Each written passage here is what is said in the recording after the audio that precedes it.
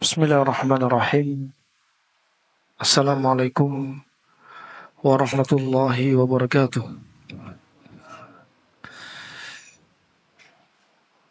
Alhamdulillah wassalatu wassalamu ala nabiyyina Muhammadin sallallahu alaihi wa ala alihi wa ashabihi ajma'in. Amma ba'du, alhamdulillah. Hadirin yang saya muliakan, rahimani wa rahimakumullah jami'an. Kesempatan yang indah Allah kumpulkan kita pada kali kedua setelah pertemuan sebelumnya di Masjid Darun Najah di PT YMI Cikarang dengan tema terkait dengan atau seputar kesehatan fisik dan mental di atas 40 tahun. Tak luput judul ini tentunya di request judul ini karena jamaahnya rata-rata 40 tahun ke atas. Sesuai dengan kebutuhan. Nah, dan istilahnya kita bekali diri kita di usia-usia ketika kita sudah nginjak di usia 40 tahun ke atas. Barakallahu fikum rahimakumullah. Sering materi ini kami bahas juga di masjid-masjid yang lain. Karena memang hakikatnya sebagaimana al-ilmu qabla al-qawli wal amal, bahwasanya ilmu itu sebelum berucap, sebelum beramal, sebagaimana wasiat Imam Al-Bukhari rahimahullah ta'ala. Dan ketika usia 40 ke atas, kita pun juga perlu ilmu ketika menghadapi atau sudah masuk di usia-usia seperti ini. Sehingga kita tidak terjatuh dalam malapetaka yang dihadapkan di usia 40 tahun ke atas, baik dari sisi urusan agama atau urusan dunia kesehatan. Kehidupan ini penuh dengan rahasia. Termasuk usia 40 juga banyak misteri, ghumud, rahasia di usia 40 tahun ini. Di usia 40 tahun, usia yang sangat berharga bagi hamba Allah subhanahu wa ta'ala. Usia yang mencapai tamamul bulugh. Tamamul bulugh. Ya, betul-betul usia balik, puncak-puncak kebalikan kita. Usia awal-awal balik, laki dan perempuan, ketika mereka sudah seperti mengalami mimpi. Dan kita ini di puncak-puncaknya usia baliknya kita. Dan disebutkan juga umur ini di dalam Al-Quran. Usia ini disebutkan di dalam Al-Quran. In dalla ala syai' dalla ala annahu fihi syai'. Kalau Allah sebutkan sesuatu ini pasti ada hikmahnya. Menunjukkan ada sesuatu yang perlu ditadabburi. Makanya Allah sebutkan dari surat Al-Ahqaf ayat ke-15. Hatta idza balagha ashuddahu wa balagha 40 sanatan qala rabbi awzi'ni an ashkura ni'mataka allati an'amta 'alayya wa 'ala walidayya wa an a'mala salihan tardah wa aslih li fi dhurriyyati inni tubtu ilaika wa inni minal muslimin. Wah, ini diantaranya juga ketika usia 40 tahun ke atas Anda baca doa ini. Dihafalkan, bukan hanya sekali. Sering baca doa ini. Rabbi auzi'ni an ashkura ni'mataka allati an'amta alayya wa ala walidayya wa an a'mala salihan tarda wa aslih li fi dhurriyyati inni tubtu ilaika wa inni minal muslimin. Nah, harus hafal. Kalau ada yang belum hafal di usia 40, hafalin. PR bagi jamaah yang hadir di masjid ini. Jamaah Darun Najah. Pertemuan berikutnya, setoran hafalan. Nah, usia 40 di sini yang dimaksudkan bukan usia tahun Masehi, tapi tahun miladi, tahun Hijri. Ya, tahun Hijri bukan tahun Masehi. Ya, bukan tahun Masehi, tapi apa? Tahun Hijri. Ya. Dan selisihnya sekitar 1 tahun. Misalkan Anda ada yang kelahiran tahun 80. Kalau tahun Masehi 80 berarti usia berapa sekarang? 44. Tapi kalau Hijri Anda 45. Ini contoh. Kalau di sini ada jamaah usia 39 Masehi, sebenarnya Anda sekarang sudah masuk 40 usia Anda. Jadi sering baca doa ini. Usia ini ada padanya rahasia. 40. Kalau disebutkan sampai jikalau umurnya diukur asyuddah. Kata Ibnu Abbas, asyuddah yaitu usia sekitar 33 tahun. Dan nanti penduduk surga rata-rata usianya sekitar 30 atau 33 tahun. Nah, wa balagha arba'ina sanatan. Sekitar umur 33, asyuddah. Kemudian wa balagha arba'ina sanatan. Kemudian sampai umur 40. Antara asyuddah dan umur 40 ada huruf waw. Wa balagha. Dan sampai. Wa dalam bahasa Arab huruf waw yufidu al-muhlah. Memberikan makna yufidu at-taghyir. Memberikan makna ada perubahan di situ. Proses. Antara 33 ke 40 itu ada proses. Ada proses. Dan situ mulai proses kesempurnaan. Kemudian alhamdulillah jami'an Ibnu Katsir menyebutkan dalam tafsirnya Ibnul Arba'in la yataghayyar ghaliban amma yakunu alaih wa fil arba'in yatanaha al-aql wa yukmilu al-fahm wal-hilm wa taqwa al-hujjah wa laysa adul ala dhalika min anna al-anbiya bu'ithu ila aqwamihim birrisalah ba'da bulughihim al-arba'in. Kita tadaburi Nabi SAW juga diutus di usia 40 Hijri tentunya. Dan di usia 40 ini, ketika usia 40 ini, mulailah kata Ibnu Katsir, akalnya orang itu semakin apa? Semakin dewasa. Dan pemahamannya semakin kuat. Dan dia semakin lemah lembut. Semakin hikmah dalam berucap kata-kata. Semakin sabar. Semakin bisa menimbang antara kebaikan dan keburukan. Dan ucapan Ibnu Katsir ini ternyata dibuktikan oleh seorang wanita non-muslimah, seorang profesor yang meneliti hasil ronsen, MRI, CT scan, dilihat. Menurut dia, proses tumbuh kembang manusia itu nggak berhenti di usia 24, 25, 26, 27, 28. Mungkin kalau tulang berhenti.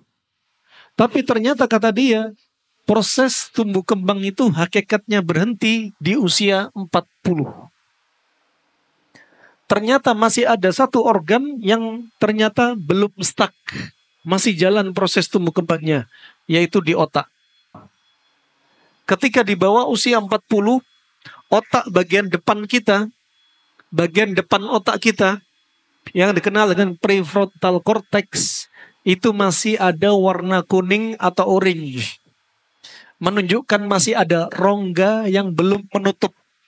Nah, semua organ sudah sempurna, tapi otak belum sempurna. Ketika usia 40, baru rongga tadi menutup bagian otak depan. Apa kaitannya rongga ini dengan efek pada tubuh dia? Ternyata ketika rongga ini menutup, dia jadi orang yang semakin berakal, semakin bijak, semakin sabar, semakin lemah lembut. Pemahamannya juga semakin kuat. Nah, makanya kalau orang-orang yang menuntut ilmu di usia 40, itu lebih condong kepada apa? Pemahaman dibanding hafalan. Kalau anak kecil lebih kuat hafalan daripada pemahaman. Makanya dikatakan para ulama, al-hifdz inda sighar kannakash fawqal hajar, wal hifdz inda al-kibar kannakash fawqal ma. Menghafal di usia kecil itu seperti mengukir di atas batu. Menghafal di usia dewasa, di usia tua, seperti mengukir di atas air. Jadi tidak hafal-hafal. Nah, usia-usia Anda seperti ini, yang didulukan apa? Pemahaman Anda yang kuat. Tapi hafalan Anda lebih lemah. Nah, kalau ada yang usia 40 tahun, usia yang harusnya hafalannya kuat, pemahamannya kuat, otaknya encer, daya pikirnya kuat, konsentrasinya kuat. Ini Anda di sini diajak rapat, otaknya ngelek. Ada sebab. Apa sebabnya? Bisa jadi Anda kebanyakan minum air. Nah, makanya Imam Zurnuji dalam kitabnya Ta'lim Muta'allim menyebutkan ketika Allah berfirman wa kulu washrabu wa la tusrifu. Makanlah Anda, minumlah Anda, dan jangan berlebih-lebihan. Jadi Anda makan, minum gak boleh berlebihan. Sedangkan medsos ngajarin Anda, jangan banyak makan, banyaklah minum. Sehari minum 4 liter. Coba, disesatkan Anda. Padahal Al-Quran gak kayak gitu. Sekarang kalau Anda kerja tapi gak banyak keluar keringat, gak dibawa terik matahari, dibawa AC, tubuh sudah dingin, dikasih banyak minum air, dingin bakal ketemu dingin. Kalau kebanyakan sifat dingin, otak ikut dingin. Hafalan lemah, daya faham lemah, konsentrasi lemah. Diajak ngobrol, ngelek. Diajak meeting, ngantuk. Nah, pulang kantor, diajak istrinya, ditantang sama istrinya. Isma, Mas, sekarang ritual yuk malam ini. Mager, Dek. Kenapa? Anda sudah dingin, jadi laki-laki frigid, tenggelam dalam dinginnya air. Coba, konsep yang sangat simpel. Usia 40 harusnya usia apa? Puber kedua, harusnya tambah istri lagi. Ini satu istri didolimin, mau nambah lagi, ngayal. Jangan sampai jadi suami solehah. Ditantang sama istrinya, maaf Dek, mager. Harusnya istrinya yang bilang mager, ini suaminya bilang mager. Kenapa? Tubuhnya dikuasai dingin. Kebanyakan air, ginjalnya jadi dingin. Ya, sampai kata Zurnuji, kalau kebanyakan minum air, maka maka tubuh dia karakternya seperti air. Air itu dingin dan dia itu lembab dan dia hambar. Nah, jadinya tubuh dingin. Kalau kebanyakan minum air, otak jadi lemot, pencernaan jadi lemah, liver jadi lemah, perut bisa buncit karena pencernaan lemah, kolesterol bisa naik karena pencernaan lemah. Syahwat bisa turun. Ya, kemudian juga akan muncul penyakit sifatnya dingin, batuk, pilek, rematik, migrain vertigo yang sifatnya dingin. Bagi wanita sering keputihan. Kalau diare sifatnya dingin. Nah, wah ini simpel banget sebenarnya. Alhamdulillah jami'an. Ini diantaranya hikmah dari usia 40 yang harus kita ketahui. Kemudian, sebagaimana disebutkan dalam penelitian, perkembangan otak terus berkembang. Dan berhenti betul-betul di akhir usia 40 tahun. Sebagaimana dalam penelitian para dokter muslimnya ataupun non-muslimnya. Yang mereka termasuk dokter yang spesialis untuk membaca hasil ronsen, MRI, dan CT scan. Ternyata ini diantara hikmahnya. Yaitu perkembangan otak prefrontal cortex atau disebut yaitu ad-dimag an-nasiyah. Otak bagian depan. Ya, otak bagian depan. Fa barakallahu fikum rahiman wa rahimakumullah jami'an. Allah yang menciptakan tubuh kita, Allah yang menciptakan otak kita, dan Allah mengkabarkan kepada kita rahasia usia 40. Idza balagha ashuddah wa balagha arba'ina sanatan. Menunjukkan itu usia puncak. Usia puncaknya manusia. Dan dari sisi fisiologi, juga dari sisi diantaranya patologinya, di usia 40 banyak diantaranya mulai terjadi perubahan-perubahan fisik setelah 40 tahun ke atas. Dan kita diciptakan dalam keadaan lemah. Ya, sampai puncaknya 40 tahun. Ketika 40 ini puncak. Ketika Anda bergeser usia 40 ke 50, seperti Anda dari puncak turun lagi 40 ke 30. Ini 40 ke 50. 50 ke 60 seperti usia Anda 30 ke 20. Ya, 60 ke 70 seperti usia Anda berapa? 20 ke 10. Dari sisi apa? Fisiknya dan psikisnya. Ketika kita dulu jadi anak kecil, mungkin suka merengek orang tua, ngambek sama orang tua. Anda lihat orang tua Anda yang sekarang 70 tahun ke atas suka ngambek sama Anda. Fisiknya melemah, psikisnya sensi. Seperti kita masih kecil. Giliran kita merawat bapak ibu kita. Makanya banyak sekali kata-kata hikmah yang diantaranya, ya, seorang ibu bisa merawat 10 anak. Tapi 10 anak belum tentu bisa merawat seorang wanita. Nah, ibu kita bisa merawat kita yang rewel, merengek, manja. Tapi 10 anak belum tentu bisa merawat seorang ibu yang sudah usia 70-80 tahun, dia sudah mulai pikun. Minta dicebokin. Dia minta diperhatiin. Gak pengen dia disinggung. Maunya dipuji oleh anak-anaknya. Nah, ini harus kita perhatikan. Usia 40 tahun ke atas, fisik menurun, penyakit mulai bermunculan, psikis juga mulai banyak perubahan. 40 tahun ke atas. Usia 40 tahun ke atas pakai kacamata plus. 40 tahun ke atas gigi koyak kiri kanan oke. 40 tahun ke atas rambut uban sudah banyak bermunculan. Di sini rata-rata ubannya berapa rata-rata tuh? Hah?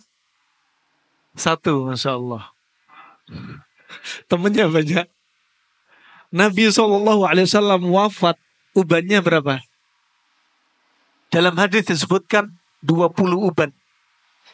Dalam hadis riwayat yang lainnya disebutkan 17, 18. Nabi wafat, ubannya baina sadagai. Sadagai itu apa? Pelipis antara telinga dan mata. antara mata sini dan telinga. Ini namanya sodakai. Berarti ubannya Nabi di kiri kanan. Dan baina apa?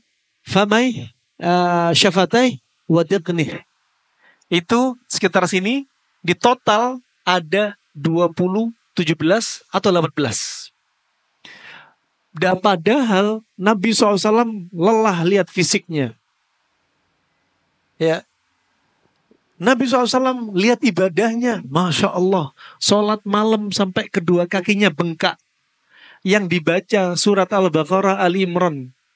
Al-Mughirah bin Syu'bah dan Aisyah berkata, ya Rasulullah, engkau sudah dijamin masuk surga. Kenapa engkau sholat sampai kedua kaki engkau bengkak ya Rasulullah? Apa kata Rasulullah? Afal akunu abdan syakura. Kenapa enggak boleh jadi seorang hamba yang bersyukur? Sekarang antum-antum belum usia 63. Ditanyai sama anaknya, Pak, kok sholat pakai kursi? Iya, kaki bengkak, nak. Kenapa, Pak? Yang dibaca trikul kok bengkak? Kena asam urat, nak. Ini zaman sekarang. Penyakit zaman sekarang. Penyakit kelebihan nutrisi. Penyakit di zaman dahulu kurang nutrisi.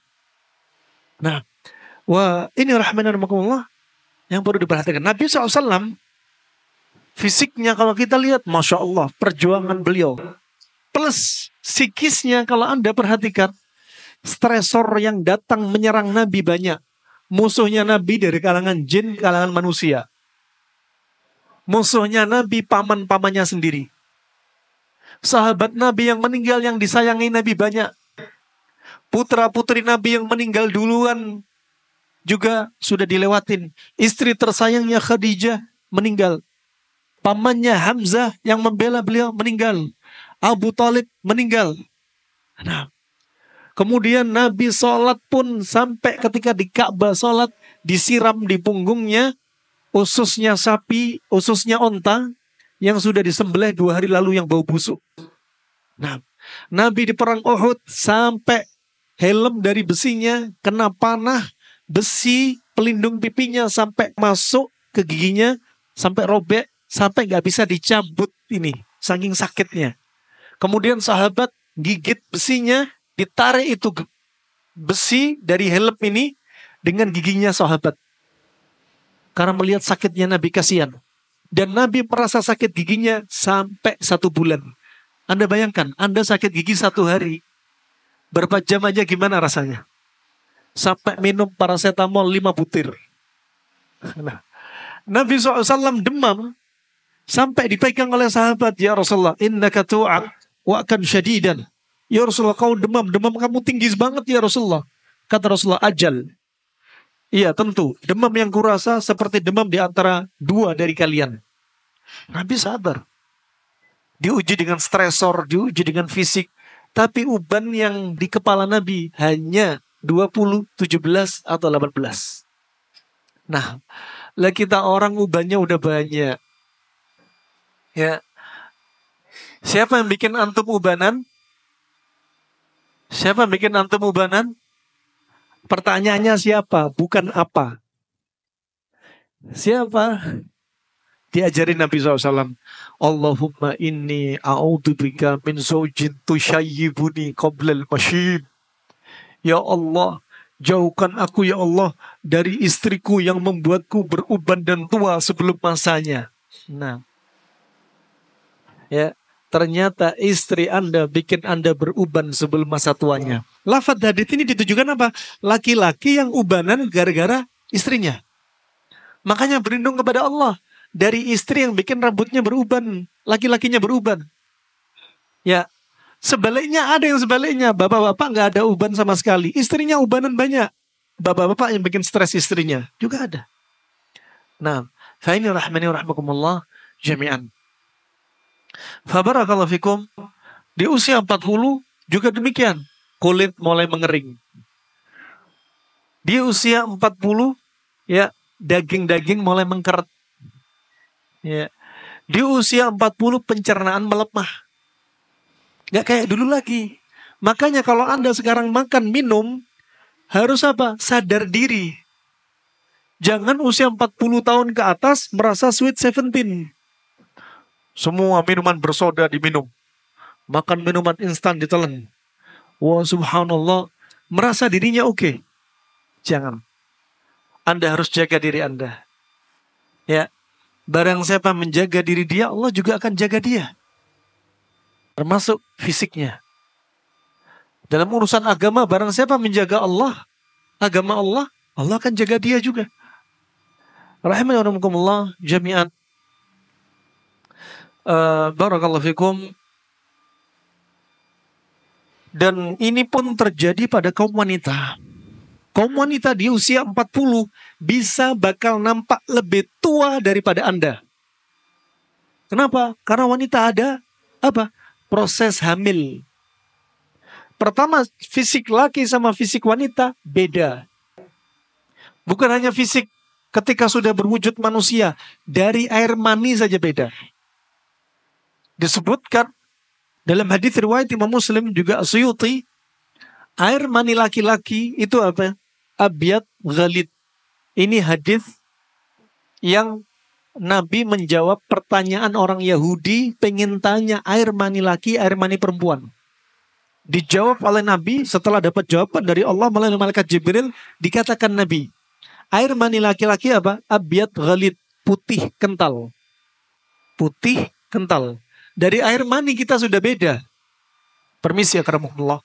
Dari air mani nanti akan jadi apa? Cikal bakal apa? Lahm al-idham wal asab. Akan jadi cikal bakal tulang dan saraf. Bayangin. Air mani wanita, ini kalau ada ibu-ibu di sini ditanyai wanita, air mani Anda apa? Dia nggak bisa jawab. Nggak tahu air maninya kayak apa. Tapi wahyu menjelaskan. Air mani wanita raqiqatun safra. Encer kekuningan. Dari air mani saja laki dan wanita sudah beda. Air mani wanita akan jadi cikal bakal apa? Laham wadam. Darah dan daging. Anda pernah nggak ada di antara Anda yang diancam cerai sama istri Anda? Ada nggak? Nggak usah angkat tangan. Cukup itu masalah keluarga Anda. Nggak usah dipamerin. Kalau ada wanita yang ngancam cerai dengan sumbu pendeknya dia, itulah wanita. Seperti tulang rusuk yang bengkok. Gampang banget minta cerai. Bayangin di Jabodetabek, angka perceraian tahun 2020. Ya, belum 2024. 2020, angka perceraiannya, satu tahunnya 98.000 angka perceraian. 78.000-nya kaum wanita minta diceraikan suaminya. 20.000-nya laki-laki yang menceraikan istrinya. Wanita dengan sombongnya, dengan lemahnya dia, air maninya pun lebih lemah daripada laki-laki. Dengan sombongnya, dia minta kepada kaum pria, suaminya sendiri. Padahal suaminya nggak pernah ninggalin sholat. Suaminya nggak pernah meninggalin nafkah untuk dia. Suaminya nggak pernah mukul dia. Suaminya ya nggak pernah terjatuh dalam kesyirikan. Suaminya nggak pernah zina. Suaminya nggak pernah menantarkan dia sama anaknya. Suami yang saleh. Ya, istrinya gampang banget minta cerai. Sudah judes, jutek, gampang minta cerai. Kalau dapat istri kayak gini, akan ada saatnya Allah akan menceraikan dengan caranya Allah Subhanahu wa Ta'ala. Dan biasanya kalau ada istri yang kayak gini, si suami nggak akan bertahan lama. Keberkahan dihilangkan. Diputuslah hubungan tersebut. Sampai Nabi bersabda, "Ma tawaddathnani fillah fayufarriqu bainahuma illa bidabbin yuhditsu ahaduhuma." Tidaklah dua orang yang saling mencinta karena Allah kemudian putus, retak, berpisah kecuali karena dosa salah satunya. Si wanita minta cerai terus. Padahal hukumnya minta cerai, kalau kalian tahu wahai kaum wanita, man talabat talaq min ghairi kunhu lam yara raihatal jannah. Barang siapa minta cerai tanpa alasan syar'i, dia gak bisa mencium bau surga. Wanita ini minta cerai, kemudian sambil berkata, padahal usia 40 tahun ke atas, mau ngapain lagi? Sudah punya anak 5 dari suaminya. Rahim pun sudah kendor, kulit pun sudah mengkeret. Ya, rambut uban pun sudah keluar. Masih menyombongkan diri minta cerai di hadapan suami. Ceraikan aku, mas. Anak-anakku bawa semua, mas. Karena anak-anak adalah darah dagingku. Demikian, karena tadi air mani wanita akan jadi cikal bakal apa? Darah dan daging. Dari hadis ini Anda bisa berhujjah. Tunggu dulu dek. Jangan sembarangan minta cerai. Ngaku darah dagingmu. Darah dagingmu gak akan terbentuk kalau gak ada sperma dariku. Dengan izin Allah. Karena spermaku, air maniku akan jadi cikal bakal tulang dan saraf. Jadi kau jangan sombong. Kalau kau mau membawa anak-anak dengan dalil darah dan daging, gimana kalau gak ada tulang dan sarafnya? Sedangkan saraf itu alat gerak aktif. Tulang itu untuk menegakkan postur tubuh dia. Gimana kalau kamu punya darah daging tapi gak punya tulang dan saraf? Nah, tobat sama Allah deh. Nah, subhanallah, rahmatullah. Di usia 40 tahun ini, wanita fisiknya bakal lebih kendor dibanding laki-laki. Kenapa? Karena dia hamil. Karena dia hamil. Makanya juga gak ada syariat poliandri. Yang ada poligami. Kenapa? Hikmahnya banyak banget. Karena wanita bakal lebih lemah fisiknya. Bayangin kalau wanita sudah lemah, suaminya ada 4. Kebayang. Bisa meninggal karena didatangin suaminya. Coba. Makanya syariat Allah jangan sampai dicela, dimaki, disuudoni, dibenci. Semua pasti ada hikmahnya. Nah, wanita ini lemah. Usia 40 tahun ke atas, dia lebih gampang osteoporosis daripada laki-laki. Kenapa? Kalsium dia lebih banyak diambil si janin. Makanya kebutuhan ibu hamil sama nggak hamil, kebutuhan ibu menyusui dan yang nggak menyusui itu beda. Kalau lagi hamil dan menyusui, nutrisinya butuh lebih daripada yang nggak hamil. Nah, dia lebih gampang kena osteoporosis. Dia lebih gampang cepat menopause. Ya, kalau laki-laki nggak ada menopause. Ya, Anda pun kalau usia 75 tahun nikah dengan wanita 24 tahun, awet muda. Nah, tapi kalau perempuan nggak bisa. Kami dapati teman kami, bapaknya usia 75 tahun. Di Yaman pada waktu itu. Ya, kalau jalan ke masjid, jalannya bongkok. Ya, istrinya usia 65, suaminya 75. Setelah nikah dengan wanita usia 24 tahun, jalan ke masjid, jalannya tegak. Roh beda. Ini laki-laki. Nah, pernah di Malaysia dicoba. 2 tikus yang berbeda. Ditaruh di 2 kandang. Satunya di sebelah kandang yang sini. Tikus tua, pejantan tua, dikasih betina perawan muda. Yang kandang satunya, tikus muda, dikasih betina tua. Setelah 1 bulan, diluarkan dari kandang, dibikin mereka lari cepat olahraga. Ternyata yang menang, pejantan tua dapat betina muda, jalannya lebih kencang daripada pejantan muda dapat betina tua. Gimana? Roh. Ini hewan. Demikian pula manusia. Nah, dan kadang kaum wanita yang usia 40 tahun ke atas bakal cepat tua karena fisiknya memang sudah tua. Tuanya kenapa? Karena ada proses persalinan. Menyusui, diambil nutrisinya dari hamil, menyusui, diambil sama si baby, si janin. Sedangkan laki-laki enjoy aja, masih tegak, bisa bekerja ke sana kemari, bahkan bisa menafkahi 4 wanita, masih bisa melayani 4 wanita. Perempuan nggak bisa. Ini hikmah. Nah, laki-laki demikian, fitrahnya demikian. Yang naasnya, kalau Anda dapati di rumah sakit, mayoritasnya sering kami dapati di rumah sakit, rumah sehat, rumah terapi, seringnya yang sakit itu kaum wanita. Kenapa? Karena gampang keluh kesah.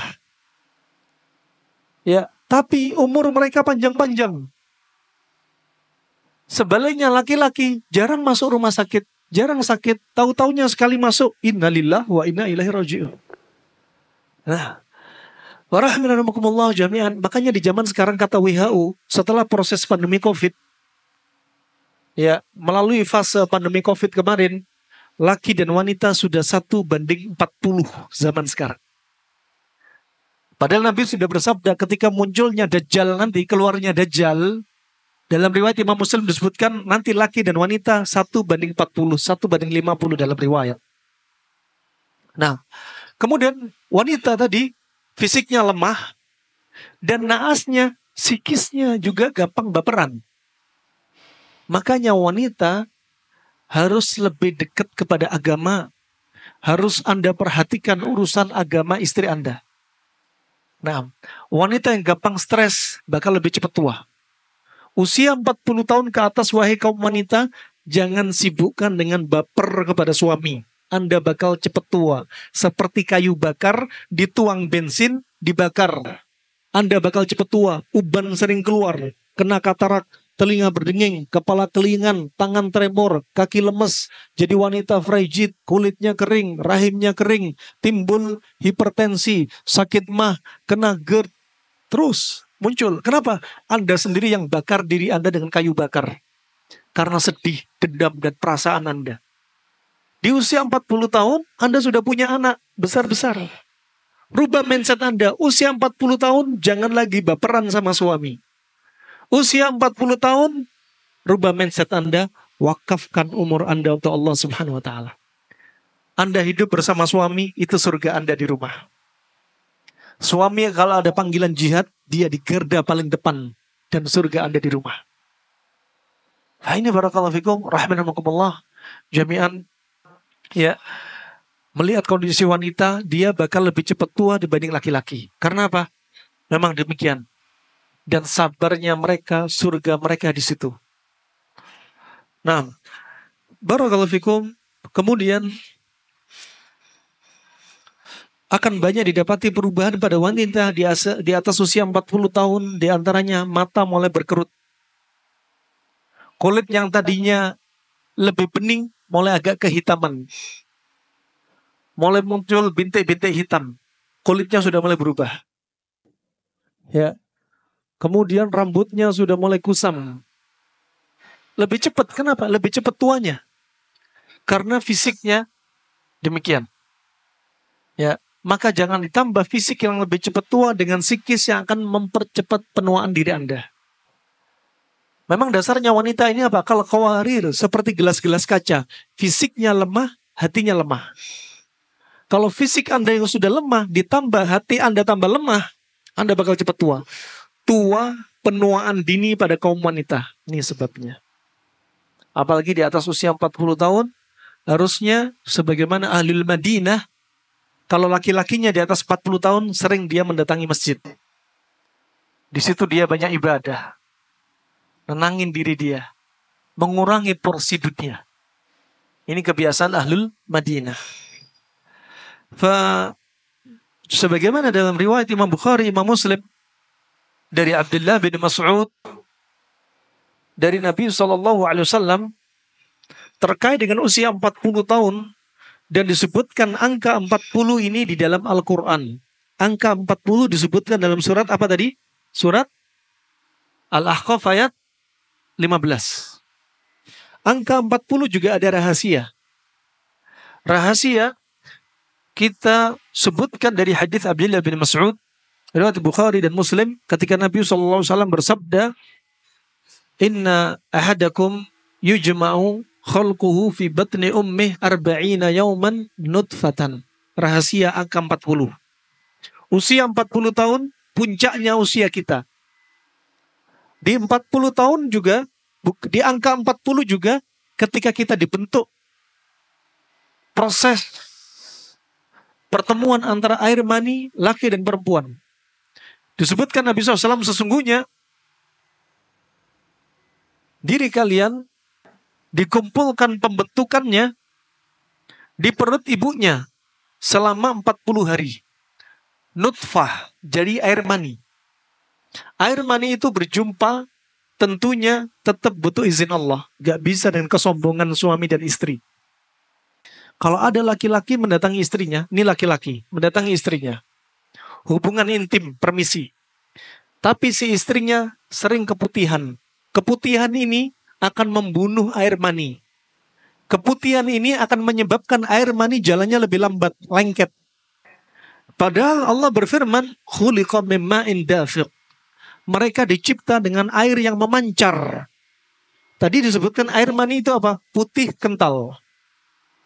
Kemudian kedua, Al-Quran menyebutkan airnya memancar.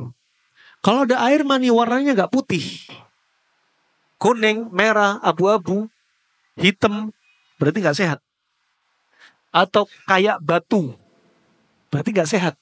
Atau encer banget, berarti nggak sehat. Nah, ini standarnya. Kemudian apa? Memancar. Kemudian memancar.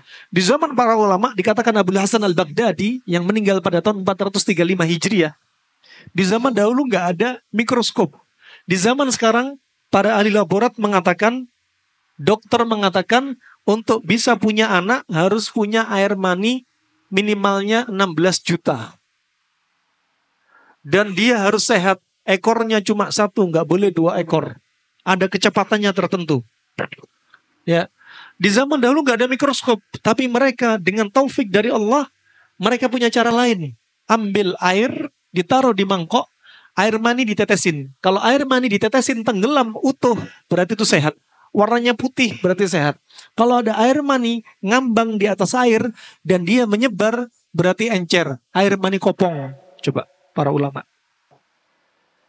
Nah, farahmanakumullah jami'an, dan air mani ini sehat gak sehatnya itu apa? Tergantung dari darah, kata Suyuti. Kalau darahnya kotor, kental, pekat, bagaimana air mani akan sehat? Gak sehat. Di sini kalau ada bapak-bapak lama gak punya anak, koreksi. Darah Anda kemungkinan besar rusak, kotor, kental, pekat. Kenapa? Bisa karena makanan, bisa karena psikis, juga ada potensi yang berikutnya, gangguan non-medis. Nah, juga bisa faktor yang lainnya, ada varikokel. Pada kaum wanita, ada tuba falopi nyempit, ovum mengecil, dan seterusnya. Alhasil, dari air mani laki, air mani perempuan, dulu sudah saya sebutkan, pengen anak laki, anak perempuan, sudah? Masih ada yang pengen punya anak lagi? Nah, sekarang ada kiat-kiatnya. Dari hadits Aisyah radhiyallahu anha dan hadits Thauban, dari hadits Nabi SAW, dua hadits ini nampaknya bertentangan, tapi kemudian dikumpulkan oleh Ibnul Arabi dan Al-Hafidh Ibnu Hajar. Bagaimana menyiasati Anda punya anak, laki atau perempuan, mirip siapa? Ya, ini hanya merupakan ikhtiar. Semuanya atas izin Allah. Permisi, akramakumullah, permisi, innallaha la yastahi minal haq. Allah nggak malu untuk menyampaikan hak. Anda seorang bapak. Wanita ini, Anda dan istri Anda, sekarang ada 4 hal yang perlu diperhatikan. Kalau permisi, ketika hubungan suami istri, Anda ejakulasi lebih dahulu. Siapa yang ejakulasi? Suami. Ya, dan air mani Anda kental. Maka kemungkinan anak yang keluar, anaknya laki-laki mirip Anda. Dihafal ya. Nah, kedua, Anda ejakulasi terlebih dahulu, orgasme terlebih dahulu. Tapi air mani Anda encer. Istri Anda lebih kental. Berarti anaknya laki-laki mirip sama ibunya. Ketiga, yang ejakulasi terlebih dahulu istrinya. Dan air mani istri Anda lebih kental. Berarti yang keluar anaknya jenis kelamin wanita mirip ibunya. Yang terakhir, wanita ejakulasi terlebih dahulu, tapi air mani Anda lebih kental. Berarti jenis kelamin wanita tapi mirip kayak wajah Anda. Kalau Anda pengen coba, bagaimana aplikasinya? Pertama, Anda ketika ingin berhubungan badan, untuk kasus promil, jangan lakukan hubungan badan setiap hari rutinitas. Salah. Harus sepekan, harus untuk yang di bawah usia 30 tahun, sepekan itu 4 kali. Kalau 40 tahun, sepekan 2 kali. Tidak harus kali-kalian. Tidak harus dipaksakan kali-kalian, dirutinkan. Tidak harus. Ini penjelasan ulama. Mereka di zaman sekarang menghitung umur dan berapa kali. Ternyata para ulama cerdas. Untuk membuat air mani Anda siap untuk jadi anak, Jadi air mani laki perempuan terbaik kapan? Anda hubungan suami istri, permisi akramakumullah, ketika syahwat betul-betul naik. Ketika syahwat naik, berarti air mani sedang banyak. Karena panasnya air mani naik ke otak, syahwat pun ikut naik. Datengin istri Anda. Kalau Anda terlalu sering, bakal encer dan air mani nggak sehat. Coba. Begitu pula olahraga. Olahraga, teori zaman sekarang, olahraga itu minimalnya setengah jam, 1 jam. Gak pakai jam-jaman. Ternyata ulama membahas, sekarang mereka perhatian dengan waktu. Waktu ulama banyak untuk menulis, banyak untuk berdakwah, menghafal. Banyak keberkahan waktu untuk mereka. Sehingga mereka bikin standarisasi bagaimana olahraga yang cukup. Olahraga itu nggak boleh ekstrem kanan, nggak boleh ekstrem kiri. Ekstrem kanan dari sisi waktu, ekstrem kanan dari sisi bentuk atau jenis olahraganya. Nggak perlu gedein otot, nggak perlu. Kalau otot terlalu gede, asupan darah ke otak berkurang. Makanya otot terlalu besar, diajak suruh hafalan lemot. Ini ucapan ulama dan mujarrab. Orang yang perutnya gendut kebanyakan makan, maka darah supportnya ke perut, support ke otak berkurang. Orang gendut, gemuk, disuruh ngafal berat. Nah, masuk akal banget. Jadi olahraga yang terbaik gak harus pakai hitungan waktu, gak harus jenis olahraga. Kata para ulama, durasinya kapan? Cukup sampai bikin warna kulit kemerahan, cukup sampai keringat keluar, menunjukkan peredaran darah sudah lancar, selesai. Jadi kapan warna kulit kemerahan, keringat keluar, beda-beda. Orang kurus, orang gemuk, beda. Laki perempuan, beda. Ya, sedang sehat, sedang sakit, beda. Nah, jadi nggak bisa dipukul rata. Intinya sesuai kebutuhan. Wah ini barakallahu fikum, rahmanakumullah jami'an. Kemudian, jadi kalau Anda ingin punya anak, misalkan Anda selama ini punya anak 3 perempuan semua. Ada yang angkat tangan anaknya 3 perempuan semua? Nah, atau 3 laki semua? Masya Allah, kita coba. Nanti Bapak mulai coba ya. Nah, ini anaknya 3 laki semua. Masih pengen, si istrinya belum menopause. Masih pengen punya anak perempuan. Gimana caranya? Permisi akrakumullah, permisi ya. Allah nggak malu untuk menyamakan al-haq. Demikian pula Nabi SAW. Caranya gimana? Anda ketika mendatangi istri Anda untuk hubungan badan, biarkan istri Anda terus yang selalu ejakulasi. Anda jangan terburu-buru, jangan muntah dulu. Ya. Jadi biarkan istri ejakulasi sampai kapan? Sampai istri positif hamil. Ya, Anda terus, biar istri terus. Ya, Anda jangan egois, kasih istri. Istri yang penting ejak dulu. Ya, mau 2 kali, 3 kali, 30 kali silakan. Yang penting ya awal istri, harus istri. Setelah itu baru Anda. Berarti istri ejak dulu, air maninya keluar duluan. Sekarang kalau Anda kepingin anaknya perempuan tapi wajahnya mirip Anda, berarti gimana caranya? Biarkan istri ejak dulu sampai test pack menunjukkan dia hamil. Kemudian caranya kalau pengen mirip dengan bapaknya, Anda konsumsi makanan yang mengentalkan sperma Anda. Bukan mengentalkan darah Anda. Mengentalkan sperma Anda. Caranya apa? Makan ikan tuna, daging merah, kambing, ya, makan kurma. Ini semua mengentalkan sperma. Makan diantaranya fuhtah, lolondits atau serbuk kurma.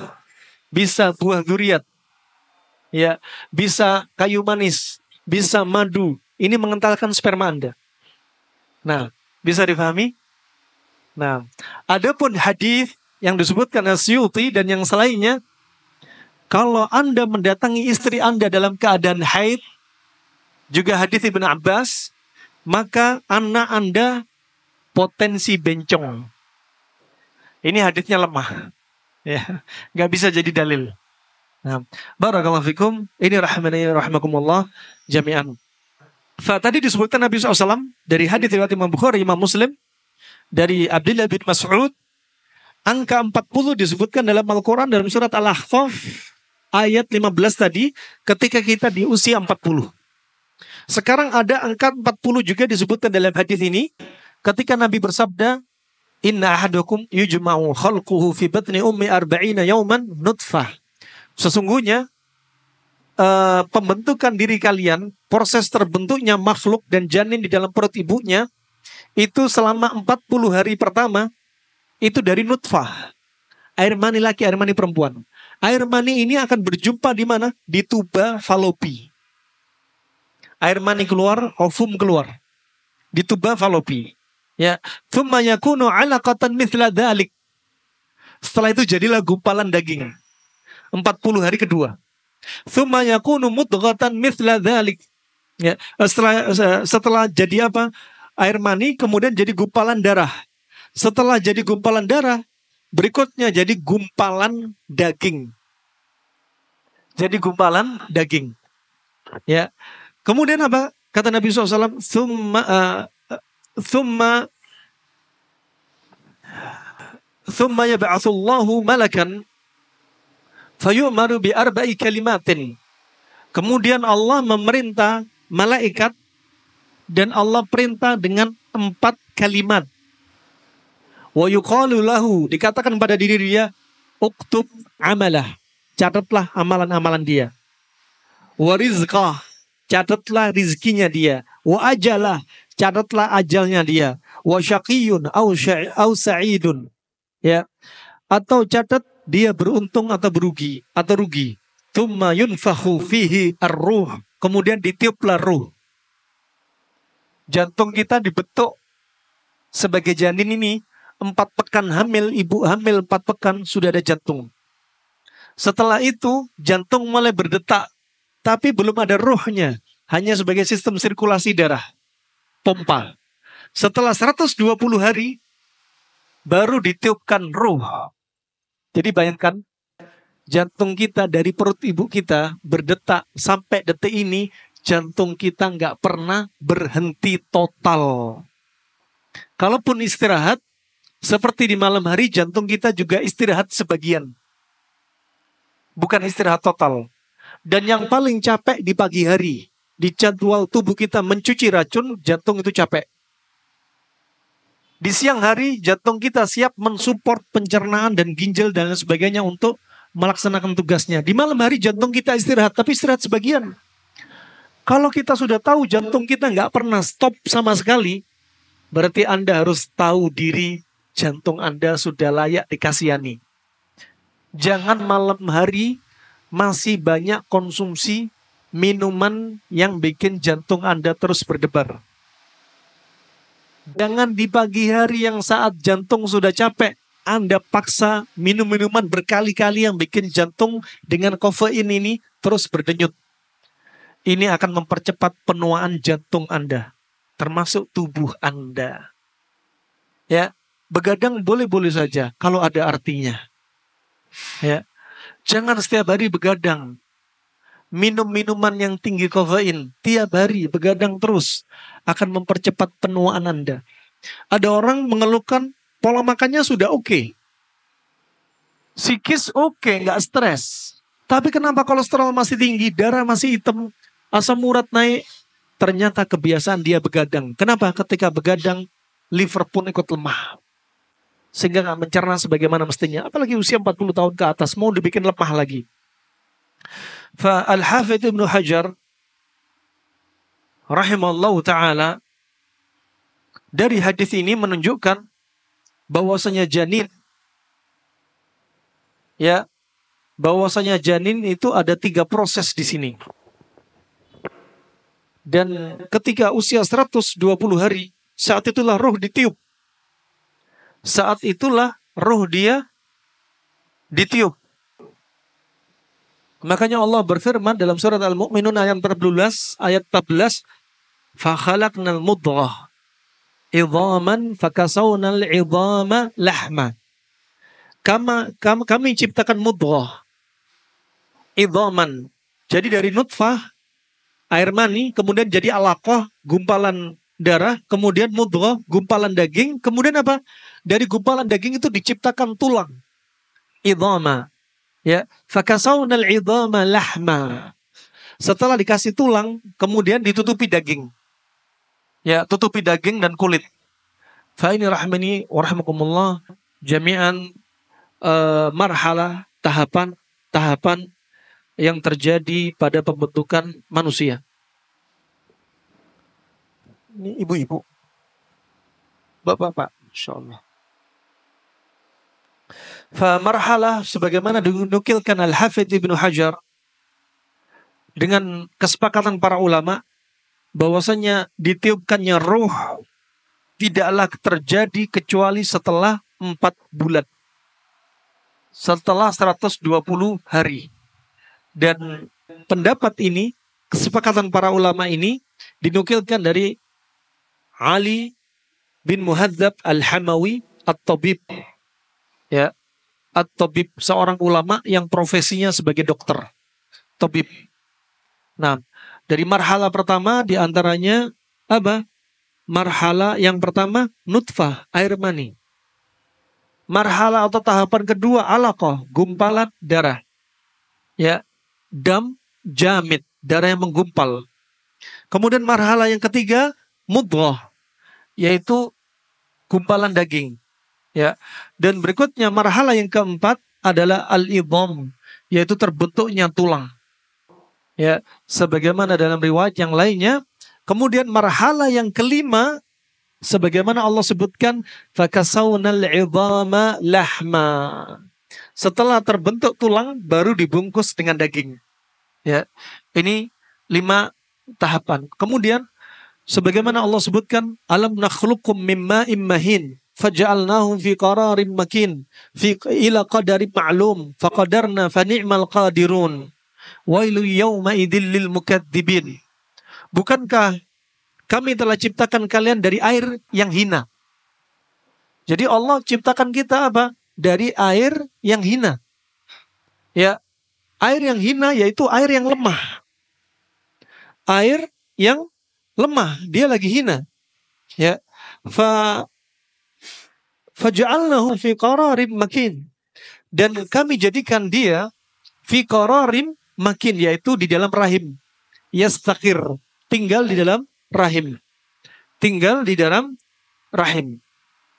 Ila qadarin ma'lum. Sampai kapan? Sampai waktu yang ditentukan kapan dia keluarnya. Ditentukan oleh Allah Subhanahu wa ta'ala. Fa ini menunjukkan apa? Dalil yang sangat agung dalam syariat Islamiyah, ya, terkait dengan pembentukan jasad manusia sampai nanti usia 40. Ya, sampai usia 40. Wa Allah juga berfirman bahwasanya manusia itu dicipta dalam keadaan apa? Dhaifah. Dalam keadaan lemah. Manusia dicipta dalam keadaan lemah. Kalau kita lihat tafsirnya, ya, bahwasanya manusia dicipta dalam keadaan lemah. Manusia dicipta lemah. Lemah maksudnya apa? Ini akan kita kupas. Apakah lemah memang manusianya yang lemah fisiknya, atau dari sisi lain? Sebagaimana dalam surat An-Nisa ayat 28, yuridullahu ayyukhaffifa ankum wa khuliqal insanu dha'ifa. Allah hendak memberikan keringanan kepadamu dan manusia dijadikan sangat bersifat lemah. Makanya kalau kita perhatikan syariat Islam itu sebenarnya tidak ingin memberatkan diri kita. Makanya asal hukum ibadah itu apa? Apa asal hukum ibadah? Haram. Dilarang, mamnu. Sampai kapan? Sampai ada dalil yang memerintahkannya. Menunjukkan kita nggak boleh bikin acara-acara ibadah yang nggak diajarkan Allah dan Rasulnya. Karena ibadah perkara tauqifiyah, butuh dalil. Sehingga apa? Nggak membebani diri kita sendiri. Kalau kita melakukan amalan ibadah yang nggak diajarkan Allah dan Rasulnya, berarti kita membebani diri kita sendiri. Berarti kita menganggap Rasulullah belum menyampaikan syariat risalah ini. Nah, Fa ini rahmani rahmakumullah jami'an. Karena Allah tahu diri kita lemah. Jadi jangan bebani diri kita. Ya, kita dicipta dalam kondisi lemah. Hatinya lemah. Fisiknya lemah. Makanya kalau Anda lihat syariat Islam itu mudah. Gak memberatkan diri kita. Dan setiap syariat Islam identik dengan hikmah. Bahkan sebagian masyayikh mengatakan bahkan identik dengan hikmah kesehatan. Coba hikmah dari wudu. Dari sisi ukhrawi, orang yang wudhu nanti akan bekas wudhunya menimbulkan cahaya warna putih. Ghuran muhajjalina min atharil wudhu. Sehingga Nabi bisa melihat mana umatnya, mana bukan umatnya. Ketika di padang mahsyar ditunggu oleh Nabi untuk minum telaganya Nabi. Nabi tahu mana umatnya. Yang keluar cahaya putih. Kepalanya, dahinya, tangannya, kakinya. Berarti umatnya. Kemudian dari sisi dunia kesehatan. Tangan kita dijaga terus kebersihannya, wajah. Nah, dari sisi sholat. Sholat dari sisi gerakannya, hikmahnya banyak. Dari sisi waktunya, waktu sholat, hikmahnya banyak. Dari sisi efek kepada psikis kita, hikmah sholat sangat banyak. Nabi kalau ada pikiran berat, Nabi berkata kepada Bilal, ya Bilal aqimis sholat arihna biha. Ya Bilal ayo tegakkan sholat. Hati ini tenang kalau kita sholat. Coba. Dari sisi non medis, orang yang rajin sholat, lebih susah para dukun dan tukang sihir untuk nyihir mereka. Pengalaman para dukun dari kalangan ya orang-orang yang tadinya muslim, belajar ilmu dukun atau murni non-muslim, ketika ditanya, bagaimana pengalaman kamu? Siapa orang yang susah disihir? Kata mereka, orang muslim yang rajin sholat. Mata kami dibutakan untuk melempar sihir kepada mereka. Coba. Belum lagi hikmah dari tidur miring ke kanan. Makan pakai 3 jari. Makan baca bismillah. Dan seterusnya. Kaya akan hikmah. Farahmanakumullah jami'an.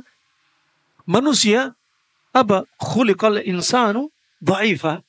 Dicipta dalam keadaan lemah. Sebagaimana dikatakan oleh al-allamah At-Tahir bin Ashur rahimahullahu ta'ala. Ya. Kata-kata manusia dicipta dalam keadaan lemah. Di antaranya sebagaimana ditafsirkan juga oleh Ibnul Jauzi ada 3 pendapat. Yang pertama yaitu lemah dari sisi annahu dhu'uf fi aslil khilqah. Asalnya memang fisik dia lemah. Dicipta dari air mani yang hina. Air mani itu hina dan lemah. Ya. Kemudian kata Al-Hasan Al-Basri annahu khuliqa min ma'in mahin, karena dicipta air mani yang hina. Yang kedua, lemah dari sisi apa? Annahu qillatus sabr ma'an nisa. Ini ucapan Tawus dan Muqatil. Laki-laki itu lemah juga. Kenapa? Karena laki-laki itu lemah di hadapan wanita. Iblis laknatullah alaih untuk menjerumuskan Nabi Adam, bukan Nabi Adam yang diserang. Wanitanya dahulu, istrinya. Hawa. Ya, diserang dari sisi wanita. Kedua, diserang dari sisi perut. Ya, dari buah yang dilarang oleh Allah untuk dipetik. Laki-laki kepada wanita lemah. Nah, bahkan berapa banyak orang yang tegas dan tegar kalah dengan wanita. Kemudian yang ketiga adalah annahu dha'ufa al-azam an qahril hawa. Laki-laki lemah karena apa? Lemah untuk mengalahkan hawa nafsunya. Manusia lemah untuk mengalahkan hawa nafsunya. Ini diantaranya rahimanirahmukumullah. Sebelum kami tutup, ya, kita ingatkan diantaranya dengan firman Allah Subhanahu Wa Taala dari surat Ar-Rum ayat 54, ketika Allah berfirman, Allahul ladzi khalaqakum min dha'fin thumma ja'ala min ba'di dha'fin quwwatan thumma ja'ala min ba'di quwwatin dha'fan wa syaibah yakhluqu ma yasha' wa huwal alimul qadir. Allah dialah yang menciptakan kalian dari kondisi lemah, dari air mani tadi, lemah. Kemudian Allah jadikan kalian yang lemah kemudian punya kekuatan. Ya. Kemudian setelah kuat, Allah jadikan lemah dan udah jadi kakek nenek. Kita dari lemah air mani, janin, jadi bayi, balita, kemudian naik jadi usia syab, ya, pemuda, kemudian menikah, usia 30-40 tahun puncak-puncaknya. Itu puncak kekuatan. Ketika sudah puncak kuat, wa balagha arba'ina sanatan, kemudian barulah kita mulai beranjak turun, lemah, dan akan jadi seperti kakek nenek. Nah, Allah lah yang menciptakan apa yang Allah kehendaki, dan Dia Allah Maha mengetahui dan Maha mampu. Ini saja yang bisa kami sampaikan. Selanjutnya kita masuk sesi tanya jawab. Masya Allah. Siap.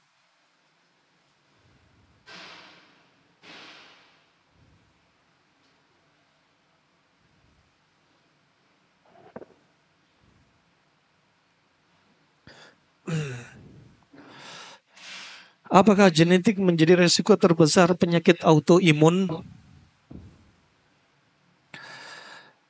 Autoimun itu bisa karena faktor makanan. Kalau kebanyakan makanan panas, akan muncul autoimun panas. Ciri-ciri autoimun panas, kulitnya kering. Kulitnya kena psoriasis. Penyakit yang muncul, penyakit sifat panas. Dan bakal tambah penyakit autoimun panas dia kalau ditambah stres. Makanya orang stres kena autoimun panas bakal tambah kering kulitnya. Kalau kena autoimun panas pada kaum wanita, bahkan rahimnya akan kering. Ya, air mata kering, tenggorokan kering. Ya, headnya bisa berkepanjangan. Bisa kena vertigo, migrain yang sifatnya panas. Sebaliknya autoimun karena kebanyakan dingin akan menyebabkan autoimun dingin. Kalau kena autoimun dingin, kulitnya sering gatal-gatal bahkan benyek. Bisa sering kena rematik. Bisa sering kena batuk pilek atau imun dingin.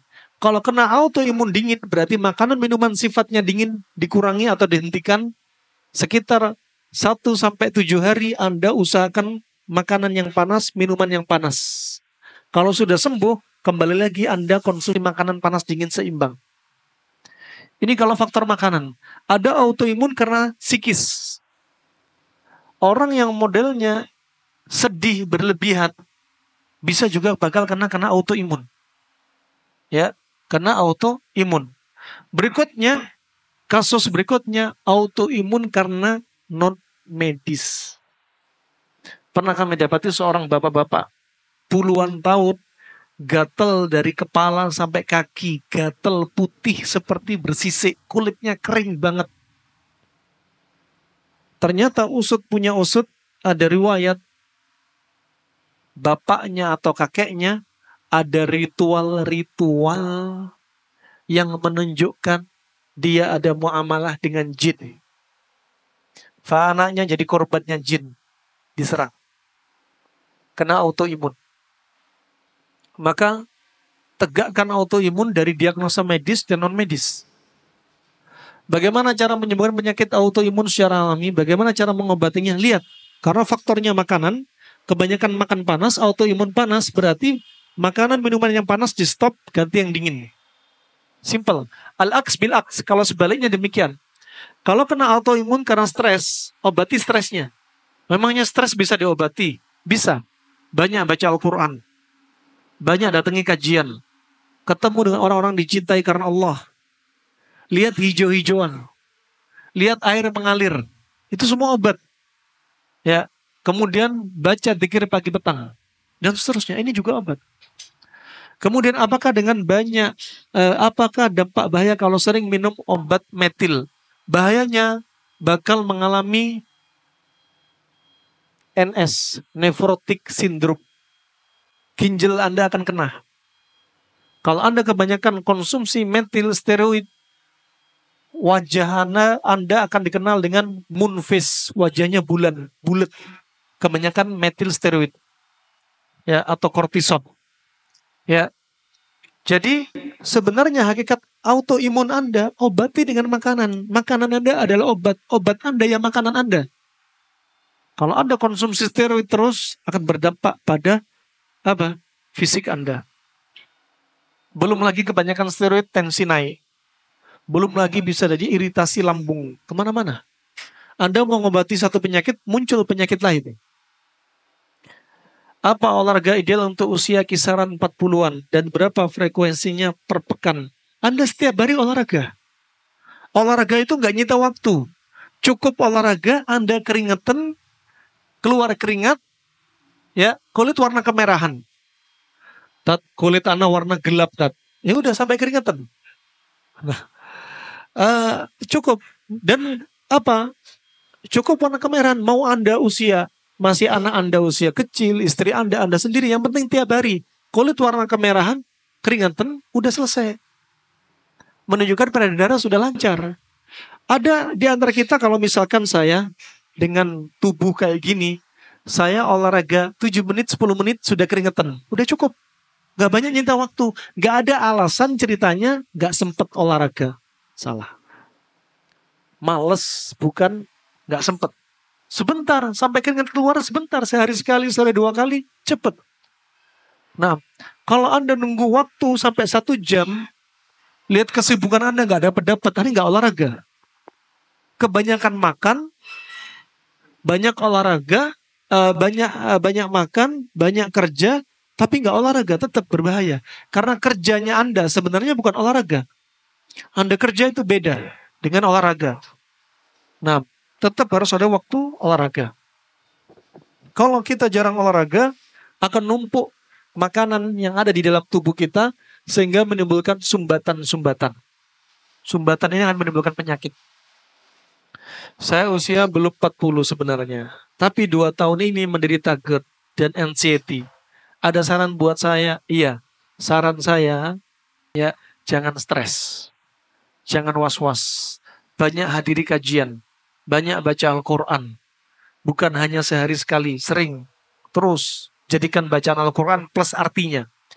Kata para ulama salaf, sebagian ulama salaf, man yaqra al-Quran walam yafham ma'na faka'annahu rajulun a'ma. Barang siapa membaca Al-Quran tapi nggak tahu artinya, seperti orang buta. Makanya Anda baca Al-Quran, baca artinya juga untuk apa? Menenangkan hati Anda. Ya, kemudian hilangkan was-was, sering ikuti kajian akidah dan tauhid. Ya, kemudian Anda bisa konsumsi talbinah, tepung gandum barley. Beli di online ada talbinah. Nah, kemudian Anda perlu apa? Refreshing. Naik gunung ke puncak, lihat embun di pagi hari, lihat hijau-hijauan, lihat air mengalir. Ya, itu juga obat. Lihat orang dicintai karena Allah, itu juga obat. Apa yang menjadi penyebab penyakit Parkinson? Bagaimana cara mengobatinya? Apakah Parkinson jika diderita oleh orang tua 70 tahunan termasuk wajar? Tergantung faktornya. Kalau ginjal sudah lemah, sering timbul Parkinson. Kalau dokter mengatakan mungkin Parkinson karena darah tinggi dia. Sebenarnya Parkinson itu hanyalah sebab dan gejala, adalah hanya akibat dan gejala. Sebabnya adalah, lihat, ada orang karena kena Parkinson karena faktor makanan, ada karena faktor psikis. Juga ingat ada karena non medis. Ya, lihat dari mana bisa ditegakkan. Kalau karena psikis, gara-gara stres berkepanjangan, dia bisa kena Parkinson. Kenapa? Api di ginjal sudah lemah. Asupan darah ke ekstremitas lemah. Timbul Parkinson. Apakah orang yang sakit thalassemia harus transfusi darah? Kalau memang butuh ditransfusi silakan. Kalau bisa, pilih-pilih darahnya orang.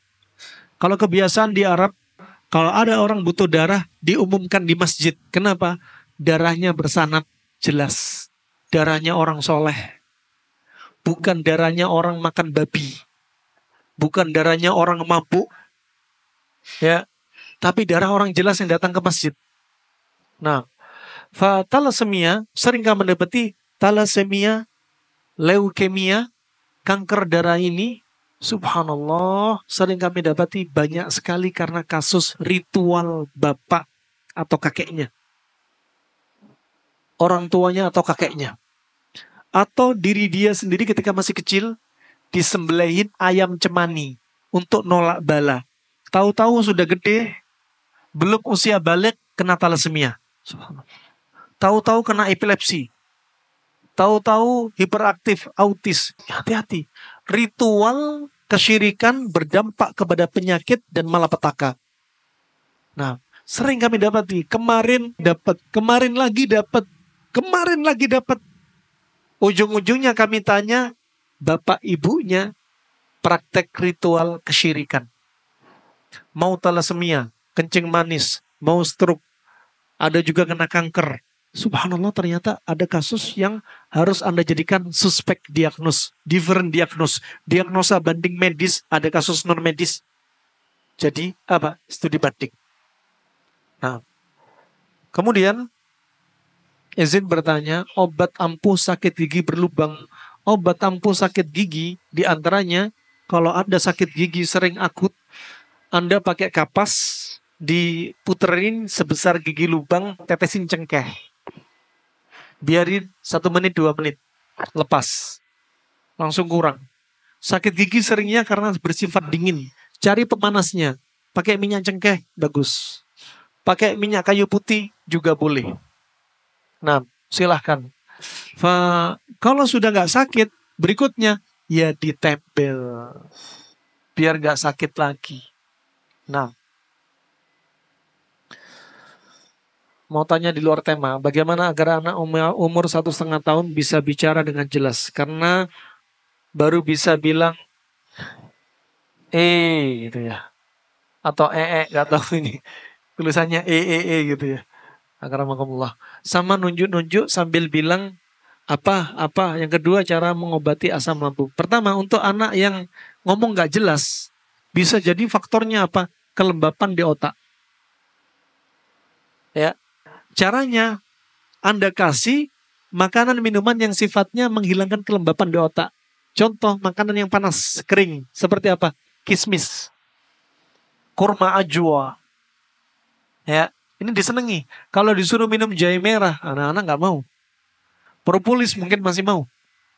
Ya, nah, kemudian berikutnya hindari yang masam-masam. Jeruk nipis jangan dulu.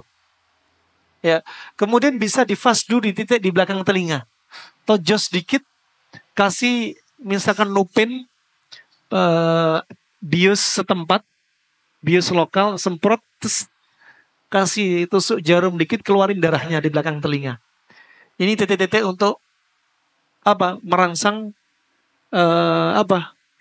orang-orang yang punya masalah speech delay. Ya, orang-orang punya masalah speech delay. Yang kedua, cara mengobati asam lambung untuk ibu anak sudah berobat masih sama makan nasi muntah, sementara baru makan kurma dan madu. Nah, kalau makan nasi muntah menunjukkan lambung dia panas. Nasi panas ketemu lambung panas, bakal muntah. Jadi kalau lambung panas, kasih dingin-dingin. Nasi diganti labu kuning. Ya, lauk hewaninya pele yang dingin-dingin. Putihnya telur, ikan segar, bukan ikan asin, bukan ikan seafood, bukan seafood, tapi ikan segar. Mau sungai mau laut silahkan. Ya, atau bisa daging sapi kan sifatnya dingin. Sayurannya yang cerah-cerah, timun, sawi dan sebagainya. Nah, minumannya yang dingin-dingin bisa dibikinin aloe vera, minuman aloe vera, ya, lidah buaya.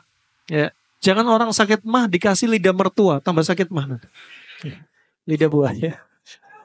Nah, jadi kalau lambung panas kasih pendingin-pendinginnya. Kalau lambung dingin kasih pemanas. Orang punya lambung dingin dikasih timun tambah mual. Orang lambung dingin disuruh minum jahe merah langsung nyaman.